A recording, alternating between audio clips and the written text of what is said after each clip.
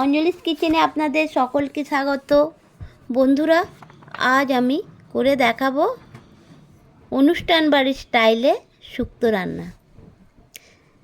এই শুক্তো রান্নাটা কীভাবে করি আপনারা দেখতে থাকুন। প্রথমে সবজিগুলোকে ধুয়ে বেছে কেটে নিয়েছি, থালার মধ্যে সব সাজিয়ে রেখেছি শুক্তোর সবজিগুলো। বন্ধুরা, তারপরে উনানে কড়াই বসিয়ে পরিমাণ মতো দিয়ে দিলাম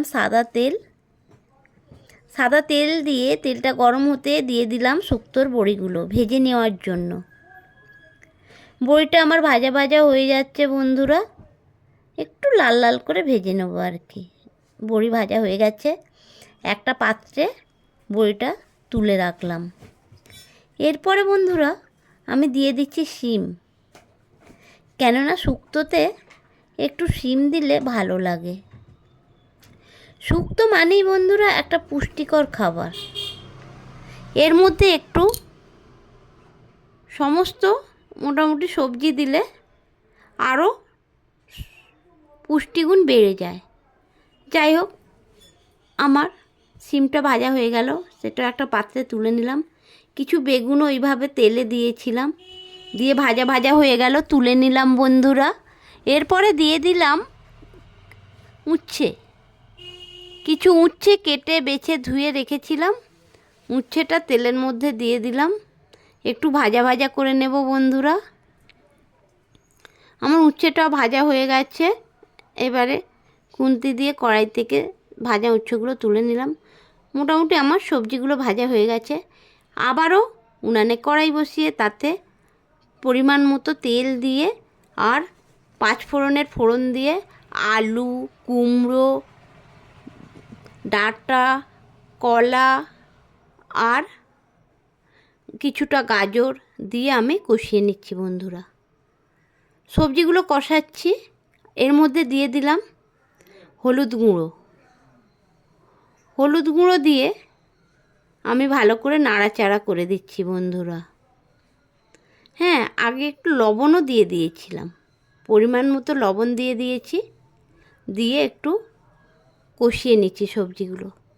আমার সবজি ভাজা হয়ে গেছে, এবার ঢেলে দিলাম উষ্ণ দুধ। আমি শুক্তোটা দুধ দিয়েই করব বন্ধুরা। আমার শুক্তোটা ফুটে উঠেছে, এর মধ্যে ভেজে রাখা উচ্ছেগুলো দিয়ে দিলাম বন্ধুরা, আর দিলাম বড়ি দিয়ে এইবারে একটু দিয়ে দিলাম শিম ভাজাগুলো, যে শিমটা ভেজে রেখেছিলাম শিম ভাজাটা দিয়ে দিলাম। এবারে খুন্তি দিয়ে ওই ভাজা সবজিগুলো একটু ডুবিয়ে দিচ্ছি বন্ধুরা, যাতে করে সুসিদ্ধ হয়। এইভাবে আমি শুক্তোটি সুন্দরভাবে রান্না করছি, আপনারা দেখুন। এর মধ্যে দিয়ে দিলাম বন্ধুরা সব শেষের দিকে পোস্ত, সর্ষে, কাঁচা লঙ্কা আর একটু লবণ দিয়ে বাটা সেই পেস্টটা দিয়ে দিলাম শুক্তোর মধ্যে। এইবারে সব শেষে দিয়ে দিলাম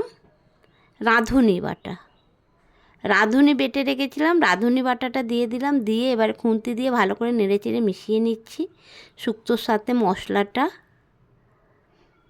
এইভাবে আমি মিশিয়ে নিলাম। তারপরে দিয়ে দেব বন্ধুরা যে বেগুনটা ভেজে রেখেছিলাম, বেগুনটা দিয়ে দিচ্ছি উপর দিয়ে, কেননা বেগুনটা আমার একটু বেশি ভাজা হয়ে গিয়েছিল তো। শুক্তোর সাথে প্রথমেই দিলে কি হতো, ঘেঁটে যেত। সেই জন্যে আমি সবশেষে দিয়ে দিলাম ঘিটা অল্প করে দিয়েছি, কেউ না চাইলে দেবেন না, অসুবিধা নেই। দেখুন বন্ধুরা, আমার শুক্তোটা প্রায় রেডি হয়ে গেছে। কত সুন্দর হয়েছে বন্ধুরা শুক্তোটা, এই দিয়েই এক থালা ভাত উঠে যাবে, আর কিছুই লাগবে না। আপনারাও এইভাবে বানিয়ে খাবেন কেমন।